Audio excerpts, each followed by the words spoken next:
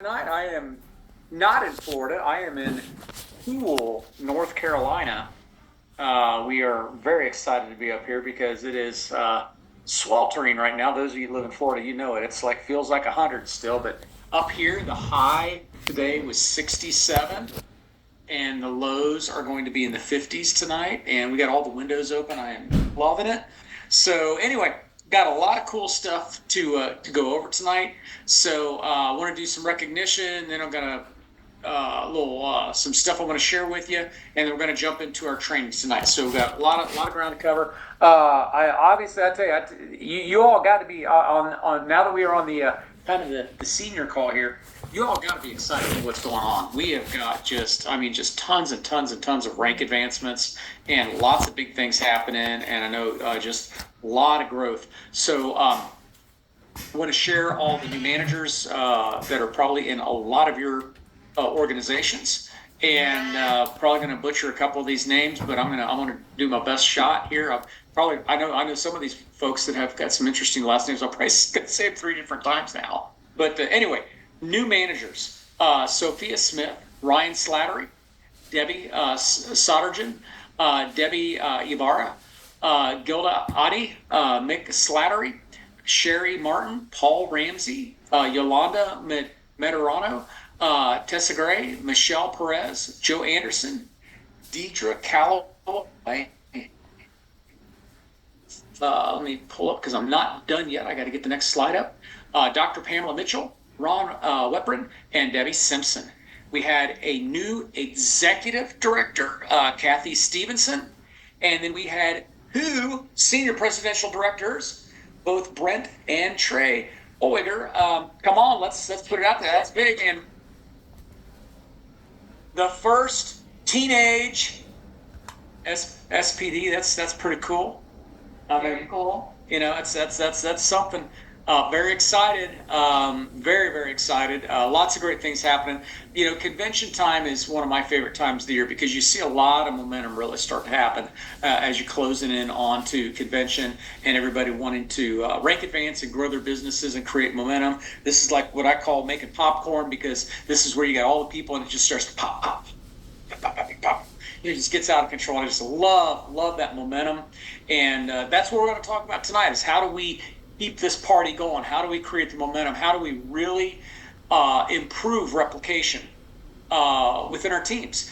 And, you know, a lot of that, it really starts with vision. And so I just kind of want to share a story of kind of my vision, my journey, because a lot of times, one of the things we really got to teach our team is that, and especially some of the younger folks too, is a lot of people have this mindset of everything's got to be microwave, everything's got to be super fast, everything's got to be homogenized and quick.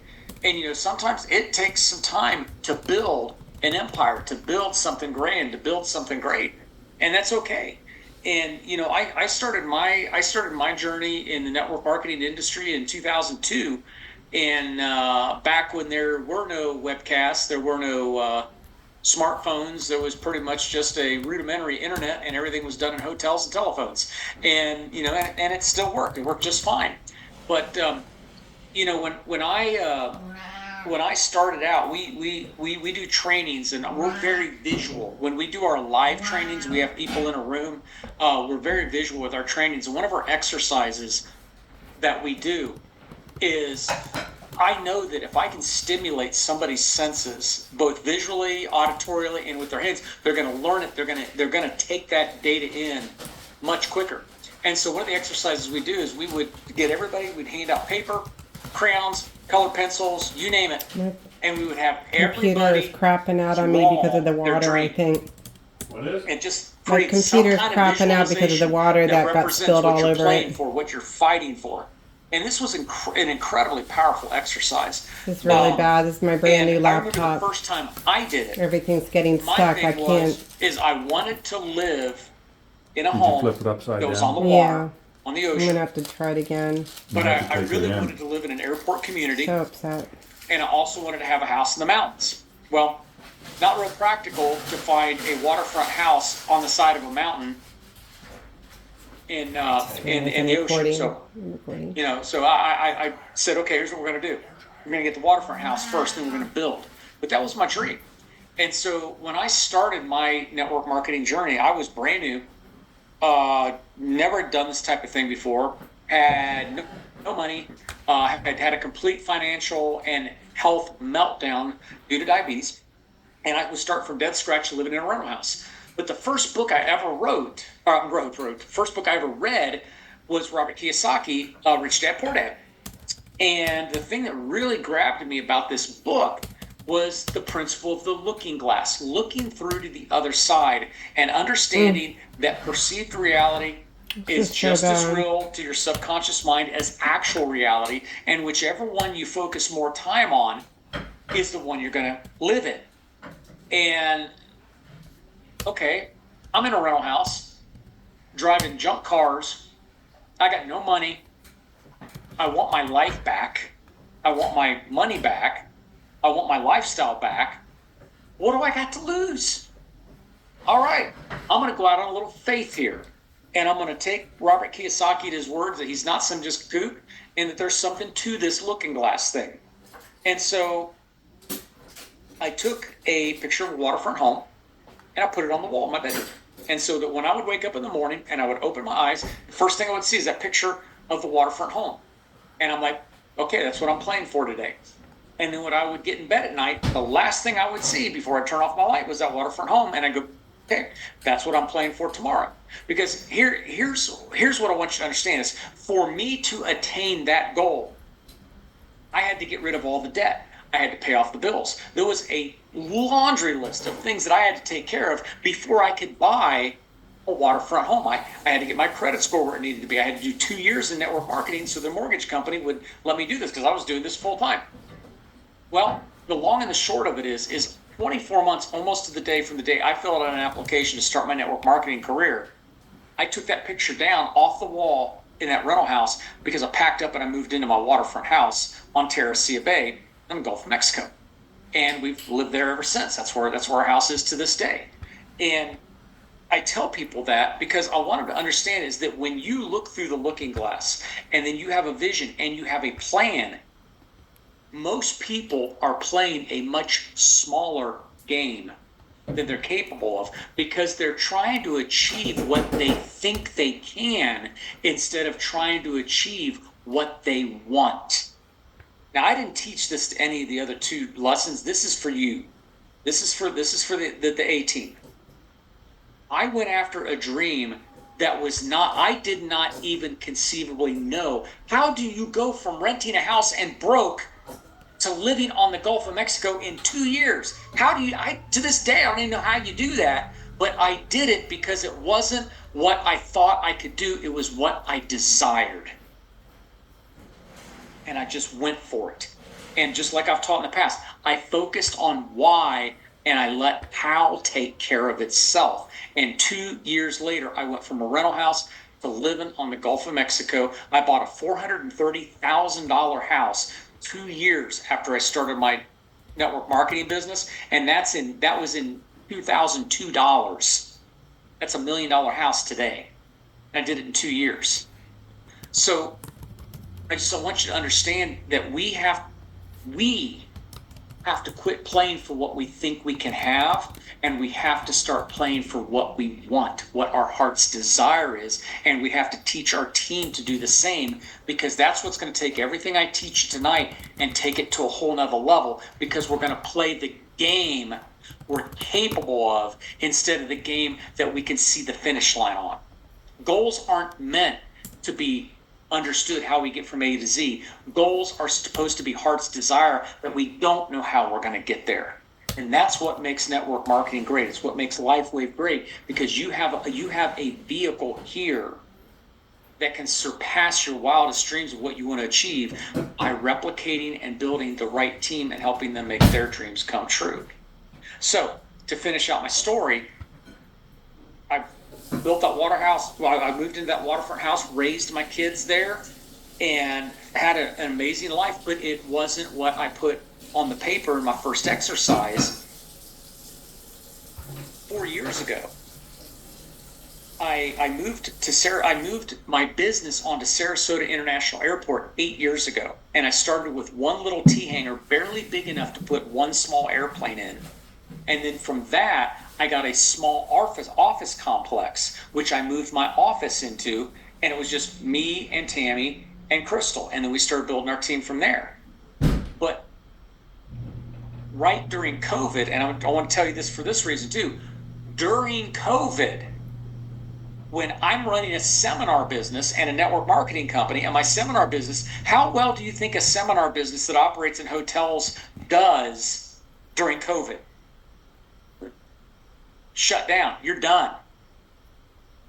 That's when my opportunity to get one of the big hangars came open. And so you know what I did?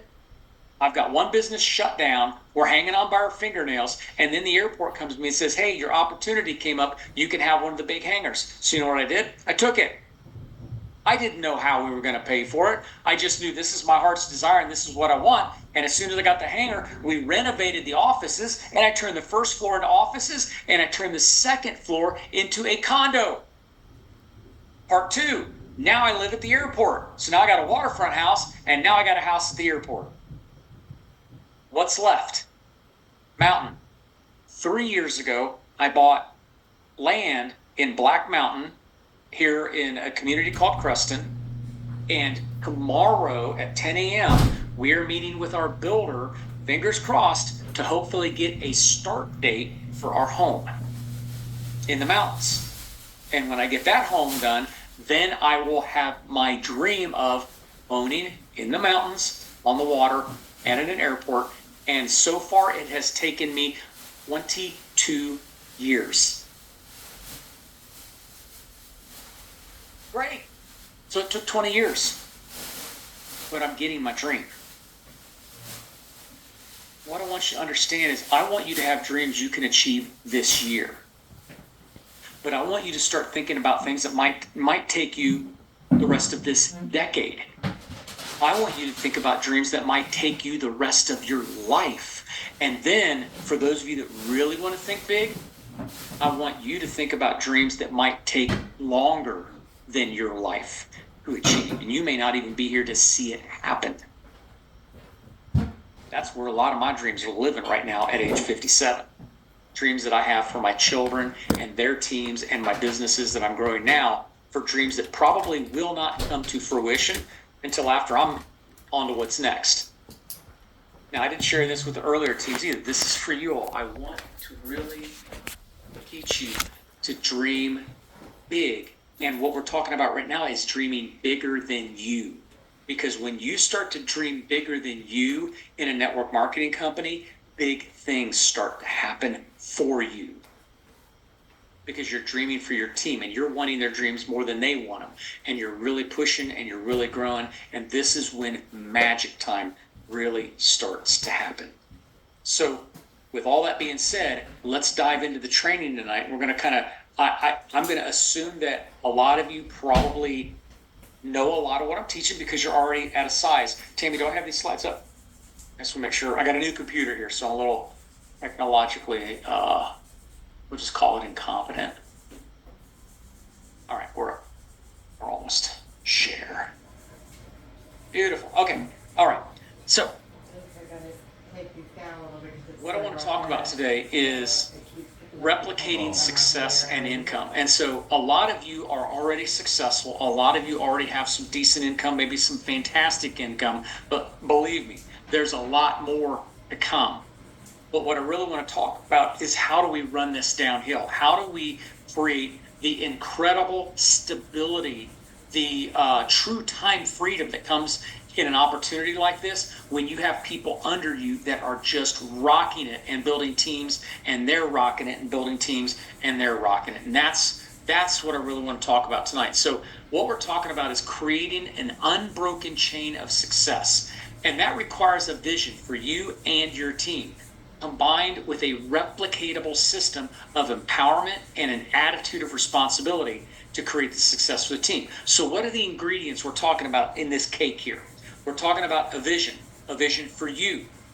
We're talking about a vision for them and knowing what it is. We're talking about a replicatable system that creates empowerment, not entitlement, empowerment.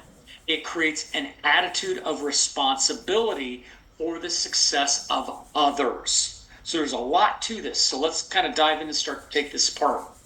To create replication, you got to have a vision for your success. This is your perceived reality. This is your looking glass. This is what you're doing right now. This is where I want each of you to think about, what is the reality that I'm playing for? And am I playing for what I think I can have, or am I playing for what I want? And if you're playing for what you think you can have, there's nothing wrong with that. All I'm asking you to do is have a little more faith in this system and have a little faith in how this works and start playing for what you want. Don't settle for bones when steak is on the menu. You know, one of my mentors always taught me, dogs don't like bones. They settle for bones. You put a bowl of bones and a bowl of steak and you let the dog choose, they're going for the steak. Dogs want steak, they'll settle for bones. But you know what? We're trained to settle too. And I'm just asking all of you, don't settle. Play the game you want to play. You have the vehicle that can take you there. Now, the thing is, the vision has to be duplicatable. So what that means is you have to be, not only do you need to be sold out to your vision, your team needs to know what you're playing for.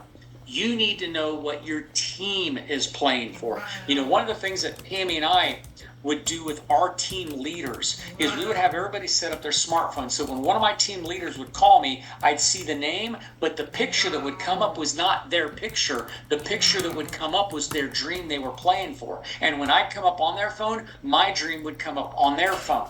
So when I was working on getting my medical back to where I could fly again, my aerobatic airplane that I wanted was what came up on all my leaders' phones. When I called, they go, okay, there's Tony. He's playing for his plane. But here's the thing. When I focus on what you want, you focus on what I want, and we're also focused on what we want out of this deal, the momentum that's created from that is just magical. And so that vision has to be duplicatable. Now, once we've got vision, we have to have a clear path to success that others can see, that others can understand, and it's doable. The object is to create a continuous chain of events that lead to continued replicatable growth. So what we're doing is we're boiling down the steps of how do I get someone from application to active to rank advanced to leadership to team builder to team leader. And how do we do that? Over and over and over and over and over again. You know, there was a point in our career that after we'd been building for about, I think about 6 years, we took a vacation for 2 years. I was tired. I needed a break. The reason we were able to take a vacation for 2 years is we got to a place where in my enormous downline, I did not have a single person that was not under one of my leaders that was already the lead in that group and running it. And I'm like, okay, you know what? Everybody's taken care of. This is a good chance to take a break. And we did take a break. And the cool thing was, and I just want to share this, I didn't share this with anybody else, but I took a 2-year break. Now, do you think I took a 2-year break and just laid on the beach and looked at the ocean for 2 years? No. I took a 2-year break and I went from white belt to black belt in a year. I did Taekwondo full time. And then I took another year and I became a 1st degree black belt. And I did that in years under the direct mentorship of a 7th degree Grandmaster that had directly mentored under Grandmaster Park, who was a 9th degree Grandmaster. Man, I went to the source. And while I was doing that, I also helped my church go from a school to their first building, and I built the video team. I built the video team, and I pretty much felt like I was working for this church full time for free because I could. And we helped them build this video team that now is like 8 or 9 campuses, and it's exploded since I put this team together.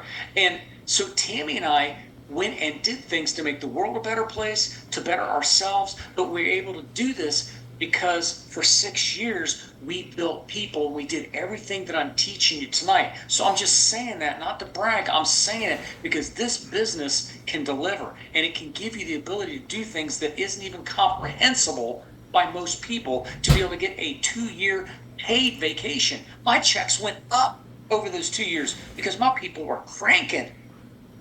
And That's what's possible when you do this. So we want to create this replicatable growth. So one thing you have to do when you're starting to build your vision and build your team is you have to plan on breaks. You have to plan on people that aren't going to do what they say they're going to do, that check in and check out. Now, one of the things I'll tell you is I'm a binary compensation plan guy. You have a binary compensation plan. In my humble opinion, it is the best plan in the business. I have studied them all. I actually wrote a book on it. And this compensation plan that you all have is absolutely mouth-watering incredible. It's one of the best I have ever seen. And it allows for breaks in the chain, because when every level pays the same, you don't have to worry about someone checks in, someone checks out, there's a break. Man, you work with the people that want it. You work with the people that need it. You work with it's not for everyone. Everyone's not going to do it, but you work with the people that want it. Now, when you have the vision of how you're going to lead, how you're going to grow, the replication comes from the system that's behind the vision. The system isn't what builds your business. The vision is what builds your business. The system supports the vision, and it's got to be that way. A good replicatable system involves you, the leader. It shows you care, and it instills confidence that they can do this. And this is one thing I've been asking all evening. I need you to lean in on this. Your team, when your leaders put brand new people in, and when your leaders become leaders, they're going to draw their confidence from your confidence. You are the bank that others are going to withdraw confidence from until they stand on their own feet. And so a good system requires that you show that you care, that you show that you're confident, that you show that you're going to lead by example, because they're going to do it because they believe in LifeWave and they believe in you until they believe in themselves. And that's not just when they fill out an application. That's when they start doing it on their own. That's when they start stepping into leadership. That's when they start stepping into big leadership. They're going to come back and back to the well of your confidence until they stand on their own 2 feet. So the system that we teach people basically incorporates visual learning, see it, auditory learning, hear it, experiential learning, do it, get your hands on it. So the system we teach combines leadership, mentorship, and empowerment. Now, this is one of my favorite slides that my wife has ever created. I love this slide for what we've got in the upper right-hand corner. No free rides. Nobody sits in the basket. Nobody gets a free ride. Now, you all know this. You're already leaders. You can take one person to the top with you if you want. You can maybe take 2. But how many people can you pedal up the hill in your basket? It's not replicatable. So not only are you doing a person a disservice by teaching them entitlement, but you're slowing down and you're going to kill your own dreams because you're not traveling light. And so what we have to teach people is say, listen, you can ride on the back. I'll ride a tandem bike for a while and you can pedal. But then you're going to get your own bike and I'm going to run beside you and make sure you don't fall down until you can ride on your own. So it's all about taking the training wheels and putting them on, taking them off, and then riding beside them as equals. And so it's about leadership, mentorship, empowerment, no free rides. So as I'm going through this, claim that I just want you to understand, I don't claim to have the only system that works. What I claim is simplicity. What I claim is replicatability. And that's what works. In network marketing, you got to keep it simple. You got to keep it replicatable. Keep everybody on the same sheet of music, and it can go like crazy. So my 4-step system works like this.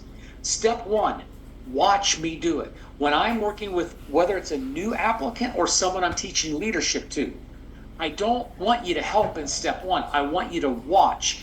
I need you to see me do it in its purity. Watch me do a call. Watch me do a presentation. Watch me do a follow-up. But I want you to see it done right. So I don't want you involved. I just want you to observe. They see it done correctly, they hear it done correctly, and they experience a higher rate of success because they're watching us, the trained professionals, do this thing. That creates a success level higher than they can create on their own, and it starts to build confidence. Now, step 1 begins the empowerment process because they see you do it, and they see your confidence, and they start to say, I can do this. And the reason they see it is because we use replicatable systems and we're consistent. Now, one thing I want to tell you as leaders, when we get to the level that we're all at, we have lots of nuances. We can make a jog to the left, we can make a jog to the right. We've got all kinds of different ways we can get from A to B. And that's a great tool. But when you're in training mode, do your best to keep it the same, keep it consistent, because I need them to see it done simply, and then they can learn complex later. So when you're training, keep it real, keep it simple, keep it consistent. Be encouraging, be edifying. At this point in step 1, all you're doing is, hey, you can do this. See how easy that was? See how great this went? See how fun this is? Be encouraging and edify, because again, it builds their confidence. Now, step 2, this is when it starts to get fun. This is help me do it. Now, in this phase, I'm still driving, you're still driving, but they're going to start to get their hands on it now. They apply what they learned in observing, and they begin to take ownership. Their belief system grows and their confidence soars. So I'm going to let them help with the presentation, help with the follow-up, help with the phone calls, but I'm still going to be doing most of the heavy lifting. Start with easy stuff that's easy to do. Start with the easy activities and then build up to the more complex follow-up, closings, that type of thing, trainings. At this point, constructive criticism in small doses. Now, I've done a lot of study on personal growth, human psychology. It's kind of my thing. You need to maintain about a 5-to-1 ratio at a minimum of compliment to criticism at this early stage of skill development. So you did great, that was nice, good job, did great, here's some advice. 5-to-1, trust me on this. It keeps them upbeat, but you still can put some little criticisms in there. Be careful, because sometimes if we're over analytical, we want to help them, and hey, here's what you can do better, here's what you do better, here's what you do better, here's what you do better. Their walkaways, they didn't do anything right. So we want to be careful with that. Now, step 3, this is magic time. This is when it shifts. You go from you're helping me to now I'm helping you. So this is kind of where the training wheels are still on, but you're going to do the presentation and I'm going to dive in if you make a mistake. You're going to do the follow-up call and I'm going to be listening in case you make a mistake. You're going to be doing the training, but I'm going to add something if I see that you missed something. So in this, we start to cement the empowerment by letting them drive it, but they know we're here to save them. This is kind of where I'm at with my son. I'm building an airplane for my son. It's a Cherokee, little 160 horsepower, 4-passenger, great training airplane. It's in my shop right now. We're rebuilding it. New interior, new paint, avionics. We're just basically building him an airplane. He's going to learn how to fly in this airplane. And I'm going to be up there and he's going to be flying. But if I don't like what I see, he's going to hear 2 words. And those 2 words are my plane. And he knows my plane means you let go of everything because I'm going to fix this. That's kind of where you're at in step 3 is sometimes it's going to be my plane. Let me dive in here. And so I used to have a code word. I didn't share this with the other 2 classes, but I want to share this with you because some of you might want to use this. When I was in step 3 with a lot of my associates, I had a code phrase, and it would go something like this. I'd say, Gary, may I add something? Now, when I would say, Gary, may I add something, that was code for, you are screwing this up, let me save this.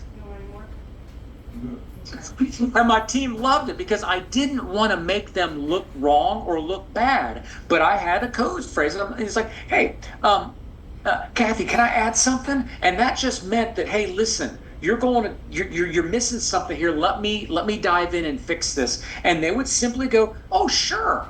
And I'd bring it right back on course, save the deal, save the program, fix whatever we were doing, and then I'd hand it back to them. That's step 3, folks. It's transition time from student to doer. We let them fly, but we have their back, and this is where the ownership starts, and this is where their confidence soars because they see themselves doing it, but they also know we're there with them if something happens. So here's one of the keys. In step 3, and I help you do it, we have to back off. We have to start with the easy stuff and work up. Customer entries, associate enrollments, presentations, follow up and close. But this is the important part.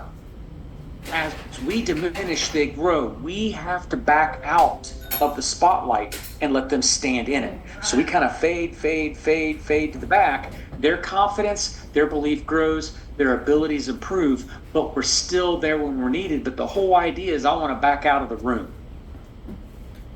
Remember, in this business, being a great leader means giving it away. You know, one thing is sometimes we're tempted, we're drawing. I'm as guilty of this as anybody. Is I'm building my team, but then people join my team, and I forget that when they joined my team, they also started their team, and eventually I got to let them have their team. And so, being a great leader means we give it away. The credit, the praise, the glory, the ego, the spotlight. Because when they sign up under you, it was theirs for the start because they bought the same thing we bought, an independent distributorship. And we got to make sure that we give them that opportunity. Now, I'm going to give you a phrase here tonight that I kind of coined in my company, and that was network marketing adolescence. And this was something that kind of freaked me out the first time I had it, that had happened to me. And I worked with this distributor. Man, I invested a lot of time in him. I worked with him. I trained with him. Endless phone calls. I mean, just on and on and on. I mean, they were in a different state. 1 weekend a month. I flew to their state. And I spent weekends with them. I did this for like a year. And then when they got to a certain point, they started pushing back. No, I don't need you to come. I got it. I'm going to do it my way. I've got this. I'll call you if I need you. And I'm like, you ingrateful. And then one of my mentors sat down with me and said, Coney, what is wrong with you? And I'm like, well, look at this person. I spent all this time with him. I trained him. I worked with him. I did this. And this is the thanks I get. Up yours.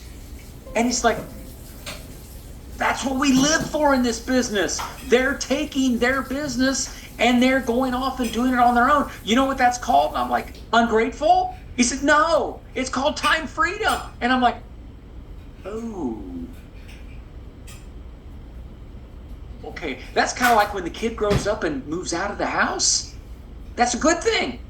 Oh man, shifted my paradigm. And I'm like, okay, how do we get some more of these birdies kicked out of the nest? And what I realized is in a business of replication, part of replication is they want to be the top of their group.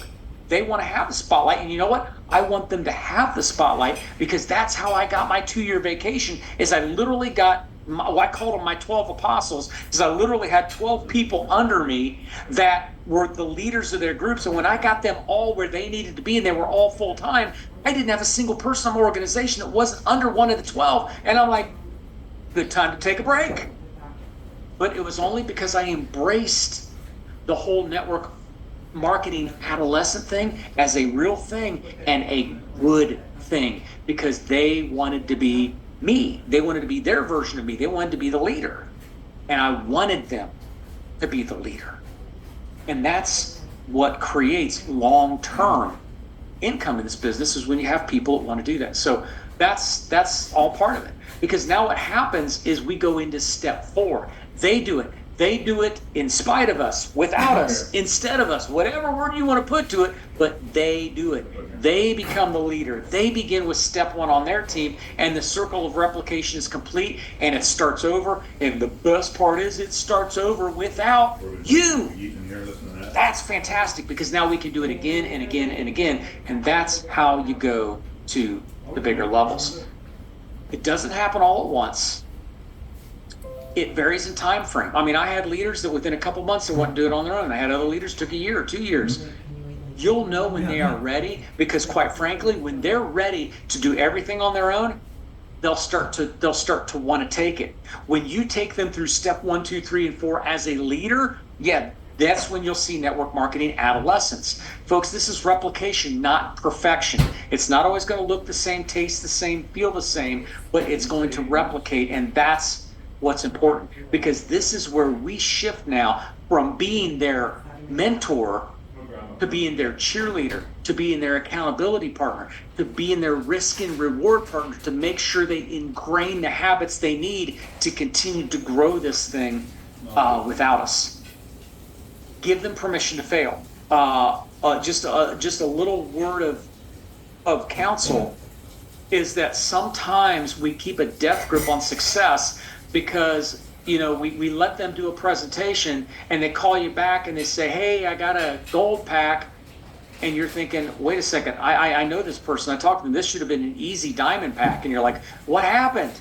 Well, one, in your amazing company, you can circle back and upgrade them later. So that's a beautiful thing. But we've got to give them the ability to practice and close and build where they're at, and sometimes win, sometimes draw, sometimes lose. But you got to give them permission to fail, because without learning trial and error, we don't learn what works, and we don't learn how to tweak, we don't learn how to improve. So you're going to lose some to get them independent. It's critical that you give them permission to make mistakes and fail in order to learn exponentially. And you may lose an order, you may lose a distributor, you may lose, there's going to be mistakes. But to be able to go from 1 to 2 to 10 to 100 people that are out presenting and doing this, you got to do that. And with 8 million people in the world, the odds are forever in your favor. We got plenty of people that need to hear the good news. You're not going to run out of people anytime soon. So one of the keys here is the secret to replication is understanding, especially in a business like this, folks, one is too small of a number to create anything great. A lot of people come into network marketing with a wage mentality because they're coming out of a working class America. And when you're in working class America and you're in wage mentality, the words are, if it's to be, it's up to me, and I. But in network marketing, this is a business. And it's a business that creates a team, and it only happens with a team. So we have to help people get out of the mindset of, if it's to be, it's up to me. No, it's not. If it's to be, it's up to the team that surrounds me. We have to build and foster a team. If you want to do something great, you have to have a great team. It takes a team to do this thing right. And it takes teams of teams to do this thing fantastically. And, I like your comment there. Raising leaders is just like raising kids. And I can say that I've raised a lot of leaders, and I have a 27 and a 25-year-old kid. I've done them both. It's the same thing. When you get them out of the nest and out of the house, and they're doing it on their own and they're running, eventually they'll circle back and they'll be friends, but they're doing their own thing. But it really is like raising good kids. And it's just building a team. And here's the other thing. It's just as rewarding. When you have someone that kind of goes off and does their own thing on their own, and they're winning and they're growing and they're replicating, to me, that's the huge win. So when we're building our replication system, we want to focus on prospecting, follow-up, presenting, leadership, training, because when we replicate all of these things, and I know you all have systems to do this, but when we're focusing on replicating all these things, as Laura just said, we put ourselves out of a job. That's literally the purpose of network marketing, is to put yourself out of work, again. And every time you do it, not only do you win, but the team wins that you just built and released. So the key is, show them the way you want them to do it, create that replication, but show them by leading by example. Bosses tell, leaders show. We need them to see us doing what we want them to do the way we want them to do it. And so it's really important that we really create that air where, catch me if you can, keep up if you can, do what I do, you can have what I have. We have found across the board that when we're dealing with leaders under us, we're dealing with people under us, myself massively included in this, is we need to work on ourselves. They need to work on themselves more than we need to work on our business skills. Quick story I didn't share with the other two groups, but I'll share this with you. When I started, shortly after I started my network marketing journey, I also started my personal development journey. And by the time I went to my first personal development seminar, I was at a rank in my company after 3 years that was called an emerald. And at that point, I was making about $250,000 a year. And I was pretty excited for myself that I'm pulling down that kind of bank after only 3 years in this company. And I went to a personal development seminar, and they had an exercise, and you've probably heard of it, called a trust fall. And so you get up on a stage, and then you fall into people's arms, and they catch you. And I don't think anybody does it anymore because it's a liability nightmare. But anyway, I was a professional firefighter for 10 years. I was on a ladder company. So a 3-foot trust fall to the ground, I'm like, so what? That was kind of my attitude. And so when I went to this little tiny short ladder to get up on the stage to do the trust fall, so the facilitator puts her hand out to me to take my hand to help me up. And I just went, doink, doink, just bounded up, like no big deal. I didn't take her hand. I didn't need her hand. I got this. That facilitator looked at me and said, "You're done growing." And I said, "What do you mean I'm done growing? I'm one of the hottest things in my company." And she's like, "No, you're done growing because you think you're enough. You think you're all you need to grow this company, that you can single-handedly wrench this entire team up." And you know what? She was absolutely right. And it was like somebody punched me in the gut. And I'll tell you, she's one of the dearest people in my life to this day because she changed my life. And long story short, because we got to wrap this up, when I learned that I need to work on me and I focused on working on me, we went home, and in the next 90 days, we doubled the size of our business. We did what we did in 3 years and 3 months because I went back and played team. And so just, this is a big deal. When people join our team, we need to make sure that we do our game plan sessions, whatever that looks like. You guys determine how you do that. But we need to make sure that they have dreams, they have goals, that we set up boundaries for communication, that we set up online training to explain the business. We need to have a sheet of music that we go through with each and every person. We need to explain the value of replicatable training. We need to let them know that when we bring guest speakers, you need to be there. When there's a convention, you need to be there. We had a saying back in the day when I was doing this in hotels, back before all this internet great stuff we have, that not everybody in the room is a millionaire, but all the millionaires are in the room. And we really need to make sure that we explain that training, time management, replication, being on the same sheet of music, this is how you become a millionaire in this business. This is how you grow this business. The key to replication in this business is focusing on people and their needs, not the program that's designed to take the place of relationship. So I'm kind of teaching, hey, we got to have a system here, but understand the system supports the heart that supports the people. When they know what you're playing for, when you know what they're playing for, that's when it gets fun. It has to be fun. It has to have a clear path. Our system has to be manageable. It has to work with 20 or 2,000 or 20,000 because that's where you all want to go. It has to instill belonging because for them to believe in it, they have to buy in. And to buy in, they have to belong. And it has to create and sustain vision. So the question is, do you know what your team is playing for? Does your team know what you're playing for? We have to know their dreams. They have to know our dreams. That's what solidifies the vision. And when you do that, then you understand that the biggest secret of replication is caring for your team and teaching your team to do the same thing, care for their team. And that's what makes this thing go big. So thank you for your attention tonight. I hope this was beneficial for you.